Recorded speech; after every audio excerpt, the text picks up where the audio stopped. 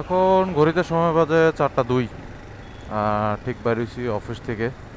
তো অফিস থেকে এখন বাসার উদ্দেশ্যে রওনা দিছি। তো বাসার দিকে যাব, তো চিন্তা করলাম যে একটা ভিডিও শ্যুট করি।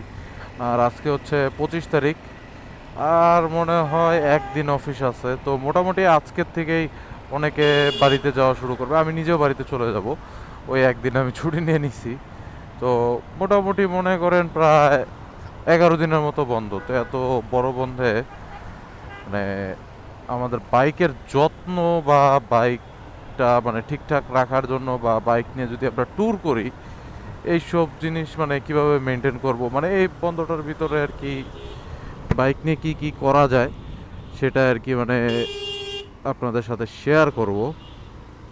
তো এখন এদিকে একটু জাম, তো চলে নাকি ইন্ট্রোটা দিয়ে শুরু করি। তো হ্যালো অ্যান্ড ওয়েলকাম, স্বাগতম জানাই একটা নতুন ভিডিওতে। আমি মোহাম্মদ সাজাদ হোসেন শাওন, আর আপনারা দেখছেন শাওন সোহাগ।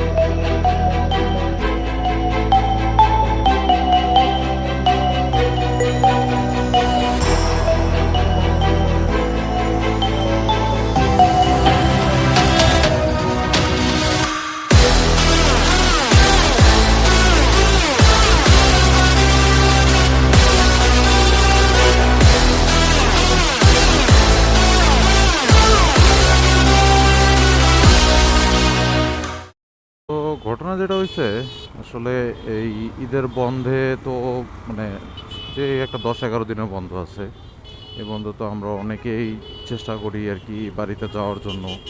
তো এখন সেই ক্ষেত্রে অনেকের চিন্তা ভাবনা বা প্রেফারেন্স থাকে যে আমরা বাইকে যাব। তো বাইকে গেলে তো অবশ্যই সেই ক্ষেত্রে আপনার সতর্কতা অবলম্বন করতে হবে রাস্তাঘাটে। মনে করেন আপনি যেরকম আছেন সেরকম অন্যান্য গাড়িও আছে, কিন্তু আপনি যেরকম সেন্সেবলভাবে চালাচ্ছেন সেরকম সেন্সেবলভাবে সবাই যে আচরণ করবে এটা আপনার এক্সপেকটেশনে রাখাটা উচিত না। কারণ হচ্ছে সবাই সব মানে সব কিছু মেনটেন করতে পারবে না। সরি, মানে আমার একটু মানে কথা বলতে কষ্ট হচ্ছিল কফের কারণে আর কি, কফ জমে গেছে গলায়। তো যাই হোক, মানে এইসব জিনিসগুলো আর কি মানে একটু মেনটেন করবেন, নিজে সেন্সেবল হওয়ার চেষ্টা করবেন আগে, তারপরে অন্যজন সেন্সেবল যে চালাইতে পারবে ওরকম মানে এটা এক্সপেকটেশন না রেখে আপনি অ্যাভয়েড করে চলতে হবে। আর রাস্তা ক্ষেত্রে মনে করেন ঝগড়াঝাটি বা মারামারি অ্যাভয়েড করে চলতে হবে, টোটালি টোটালি মানে এই জিনিসটা টোটালি অ্যাভয়েড করে চলবেন। আর হচ্ছে বড় গাড়ির সাথে তো রেষারেষিতে যাওয়াই যাবে না, কারণ রাস্তাঘাটে বড় গাড়িগুলোই সবচেয়ে বড় সমস্যা।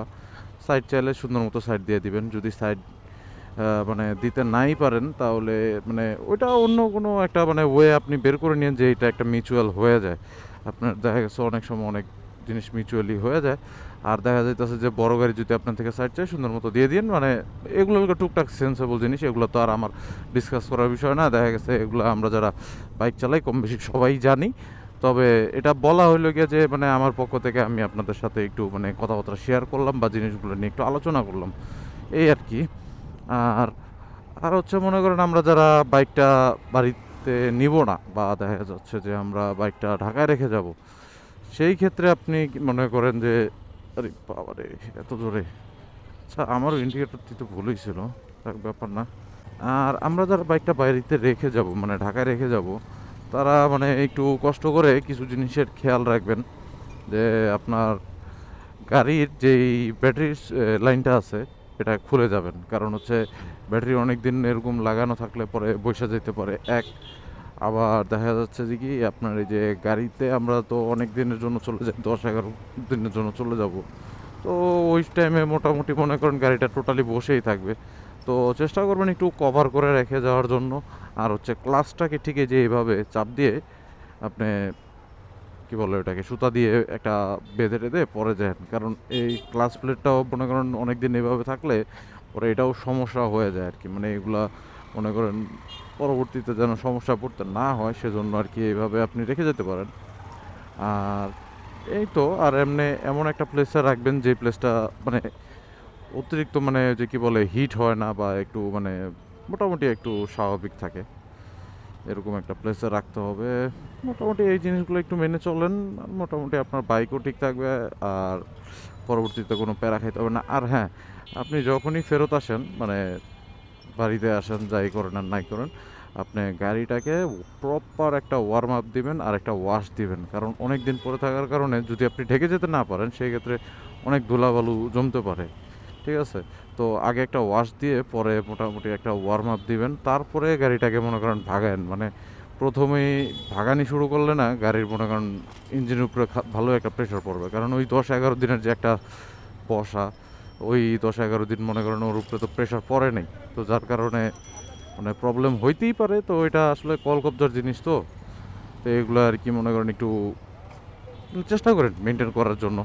জানি অনেকে হয়তো বা সম্ভব হবে না অনেক কারণে। তো এই তো গেল বাইকের খবর টবর, বাইকের কিভাবে কি যত্ন টত্ন নেওয়া যায়, বা দেখা গেছে বাইক দিয়ে মানে জার্নি করলে কিভাবে জার্নি করবেন, এগুলো বললাম।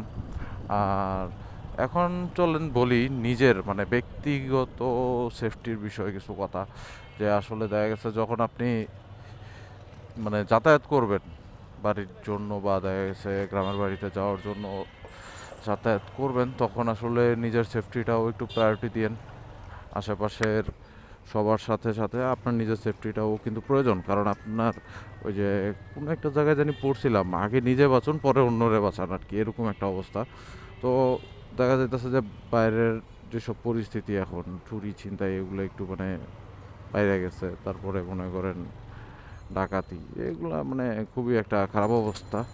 তো এগুলো থেকে বাঁচার জন্য একটু সচেতনতা অবলম্বন করেন, নিজ নিজ জায়গা থেকে আর কি একটু সচেতন হয়েন। আর একটা জিনিস কি, আমি মানে জিনিসটা খেয়াল করে দেখলাম, যখন আমাদের ওই কী বলে যে টুকটাক ছিনতাই বা ডাকাতি হয়, আমরা কিন্তু সংঘবদ্ধ থাকলেও তখন ভয়ে অনেক কাজ করতে পারি না। কিন্তু যদি আমরা 10 জন মিলে ওইখানে একটু প্রতিবাদ করার চেষ্টা করি, হ্যাঁ, 1-2 জন একটু ক্ষতিগ্রস্ত হইতে পারে, আসলে এগুলো সিচুয়েশন। কিন্তু 10 জন থাকলে ওইখানে মনে করেন একটা চোর বা একটা ডাকাত বা একটা ছিনতাইকারী ওইরকম কিছু করতে পারবে না, আমার মতামত, যেটা পার্সোনাল ওপিনিয়ন।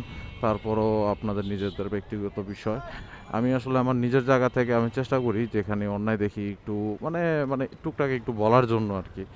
তারপরে বাকিটা আল্লাহর উপরে ছেড়ে দেই, যে আসলে আল্লাহ যেটা ভালো মনে করেন সেটাই করেন। তো যাই হোক, মানে এগুলো হচ্ছে মনে করেন কিছু বেসিক কথাবার্তা, আর এই বেসিক কথাবার্তাগুলোই আসলে অনেক সময় আমাদের মনে থাকে না, বা দেখা গেছে অনেক সময় আমরা যাই নাও সে অনুযায়ী কাজ করতে পারি না। তো এগুলো নিয়ে আর কি ছোটোখাটো একটু আলোচনা করলাম। আর এখন চলে যাইতেছি বাসার দিকে। বাসার রাস্তার কাছাকাছি কিন্তু এত পরিমাণ জাম ঠেলতে হইব আমি এটা আইডিয়া করি নাই। তো যার কারণে একটু ঘুরতেছি আর কি, একটু ঘুরে ঘুরে কোন দিক দিয়ে যাওয়া যায় সেটা বাই করতেছি আর কি। তো আমি এমনিতে মানে বাসায় যেতে থাকি, আর কি করব, ঘুরতে ঘুরতে থাকবো। এই যে মেন রোডেও আসছি, মেন রোডেও জাম। তো এখান থেকে আর কি বিদায় না নেই, আর আমি ভিতর দিয়ে দেখি রাস্তা খুঁজতে থাকি।